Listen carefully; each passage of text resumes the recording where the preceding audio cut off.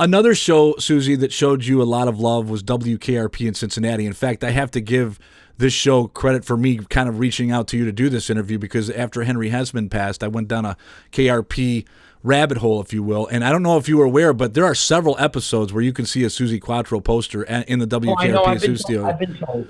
I've been told. You've worked in television a number of times besides Happy Days. Could you talk about some of your other TV experiences that you've worked in over the years? I've been on lots of stuff. You're not just talking America, you're talking everywhere. Yeah, everywhere. I've big show. In fact, they're shown everywhere. A big show here called Minder, one of the most popular shows I did. Dempsey and Makepeace, I was on that. I was on Midsummer Murders, and I know that was shown in America. I did Absolutely Fabulous. That's my favorite. That's my favorite. I think you're great in that. I did Midnight Special in America. I hosted that. I was on the Mike Douglas show with Tony Curtis and Sammy Davis Jr. God, I've done everything. Well, you know what? I'm going to ask you a follow-up question to that. Tony Curtis and Sammy Davis Jr., when I was growing up, there were no bigger stars. Were you, I mean, even though you've had success at that time, were you a little bit kind of like, that's Sammy Davis Jr., man? I mean, what was that like? Did you have any interaction with him at that time? I don't tend to do that. I don't know why. It was so iconic, right? I mean... Yeah, sure, huge. But I'm always just comfortable with other known people, no matter who they are or how big. I'm just comfortable with it. I can't explain why. You're a natural at this thing called life, baby. Hi, how are you?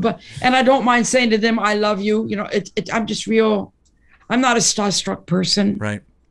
And I have no problem going up to somebody and saying, I think you're great. But I don't do it in that way. I just say, I love you. I just say it that way. So like, I'm one of you and I love you. I was doing, I did 15 years on BBC Radio 2, the other side of the microphone.